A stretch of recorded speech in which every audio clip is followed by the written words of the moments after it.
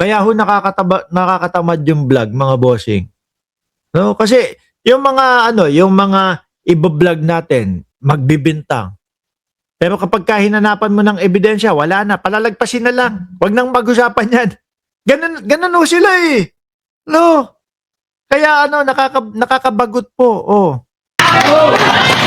This man lang may ipakita ebidensya. Ito yung ebidensya namin na si Bongbong Marcos ay magnanakaw. Etong picture na ipinapakita namin, nandyan yung litrato ni Bongbong Marcos, tinatanggap yung pera. Ito mismo yung bahay ni Bongbong Marcos, pinagbabaan ng pera at ayan, walang ganun man lang. Kakatamad, boss.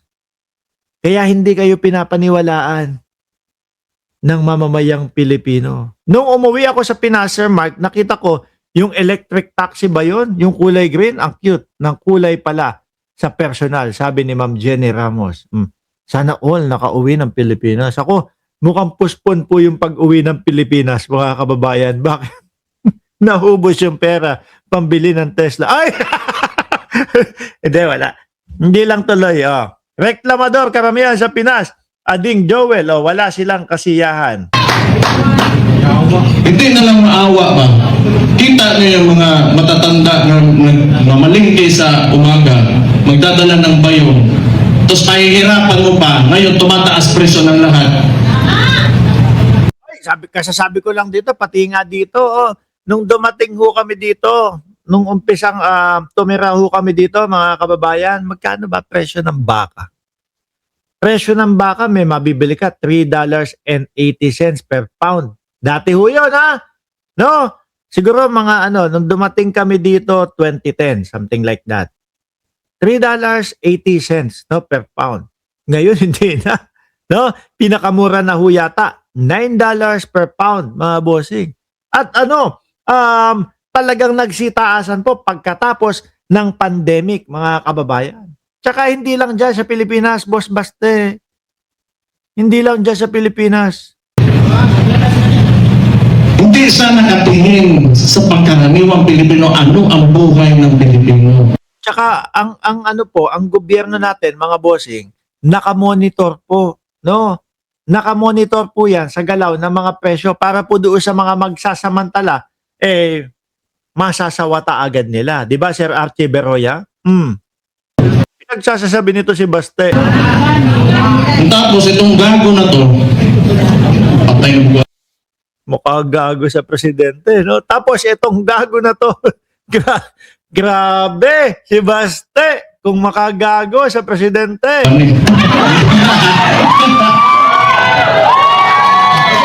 Gusto ko ba Sa tingin nyo ho, mga kababayan, no?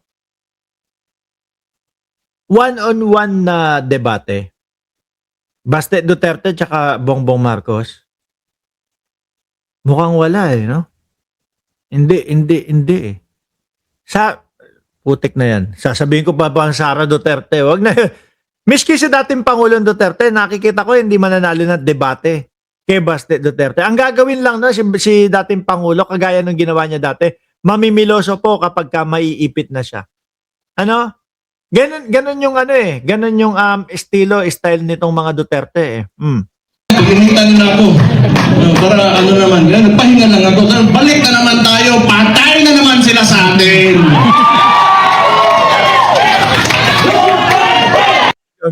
Duterte, ano daw sinasabi niya? Ano ang mga buwang na tao sa Pilipinas, mga Duterte, puro hari-harian ang alam. Correct, no? Baste, bumabata ka na. Baste, batak pa, animal. Bumabatak na. Hindi kasi bakit ko po hindi masisi si Mintik Latsika? Yung mga sinasabi naman ho ni Baste Duterte, parang nakabatak lang din ho, parang yung nakadila ni gano'n, di ba? Duterte! Duterte! Duterte! Uso na naman pala Butete! Butete! Kala ko pang eleksyon lang yan, Pagka nagmura ang isang Duterte, Sara, Pulong o si Baste, gustong-gusto ho ng mga DDS yun. Buhay na buhay ho, mga kababayan, yung mga dugo ng mga DDS. Yun lang naman po kasi ang pangkuhay, panghatak sa kanila magmura ka. Trip niyang mga yan yun. No? Gusto mo na mailuklok ka sa kapangyarihan at tapos ang nakikita mo doon sa lugar ninyo puro mga DDS, magmura ka. Iboboto kanyang mga yan. Yun po ang basihan ng mga yan. Pag pumili po ng mga kanilang pinuno. Kailangan palamura at balasubas. Ito pang maganda. Ito pang maganda. Graduhin mo, mas maganda sa Barbie yan, ha? Tayo, mga parallel groups, ilan? Ilan to ba?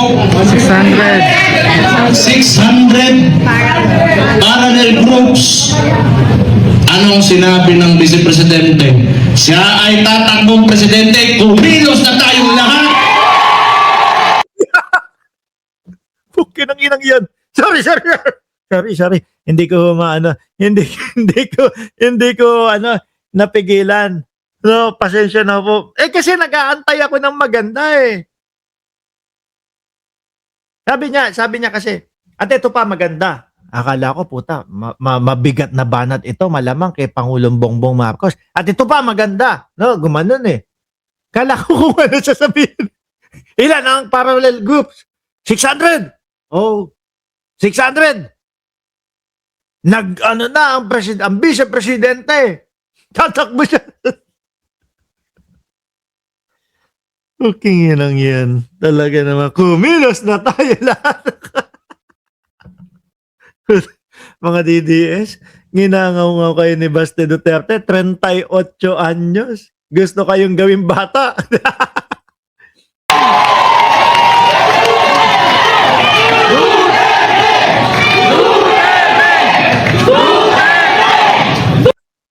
Ito pa maganda. Ilan ang parallel groups? Ikala ko maganda sasabihin. Yung pala, nag-announce na ang vice-presidente. Bahala ka dyan, Baste. Puro kakalokohan. Ang gusto ng... Ito ano ko lang. Tingin ko lang naman ito kasi hindi ko rin naman talaga mahulaan ko ano nasa isip ng kapatid ko. Tayo, tama yung sinabi ni Rob Francis kanina. May galit. Ako, huhulaan ko kung bakit kayo may rage, etong ginagawa ninyo. Kung bakit merong panibagong grupong panggugulo na naman, ha? Kasi ramdam nyo na no? Ramdam nyo na malaki ang tsansa na matalo ang vice-presidente doon sa impeachment. Kaya, iniluklok ka nila bilang pangulo ng kung ano yung kapestehan, na itinayo yung grupo upang ipamukha sa taong bayan na, eto, ang susunod, eto, kung sakali, ang pangbato natin, si Baste Duterte. Yan lang ho yun, mga bossing. Pero itong pagtatayo nila ng RAGE na to, o RAGE na grupo, indikasyon po ito na alam na nila sa sarili nila, malaki ang tsansa matalo sa impeachment si Vice President Sara Duterte. Paano ba namang hindi matatalo? Wala naman nung paliwanag hanggang ngayon ho, di ba? Tayo. Galit dito. Kaya nga tayo nagtipon-tipon kasi gusto natin na utuan. Kasi gusto nyo mag-utuan, kaya kayo nagtipon-tipon. Huwag ka na ano ka pa Yun yung ibig nyo sabihin, kaya kayo nagtitipon-tipon kasi gusto nyo mag-utuan. may pagbabago na nangyari. Kasi yung pagbabago na yun, kinuha ni Bongbong Marcos. Ano daw yung pagbabago na yan? Ano? Balik lang tayo kung ano yung plataforma. Ito ha. Noong 2016, What?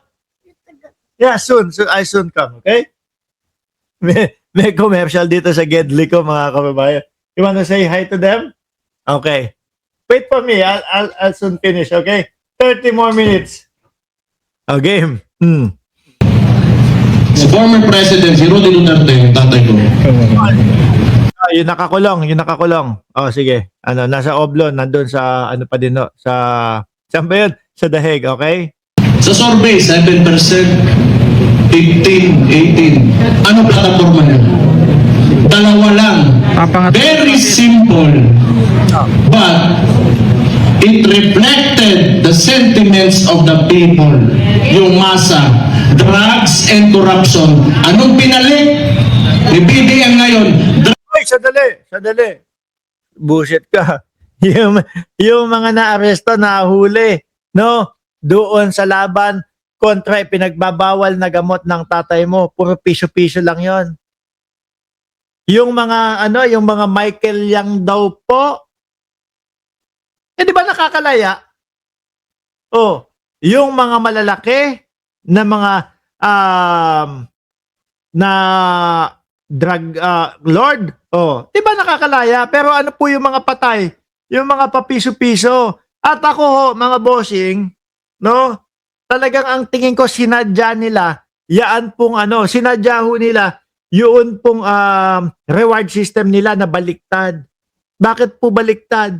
Biruin mo, 500,000 ang makukuha ng mga kapulisan pagkabuhay. Pero kapag kapatay, 1 million. Pero kapag kanan laban, 2 million.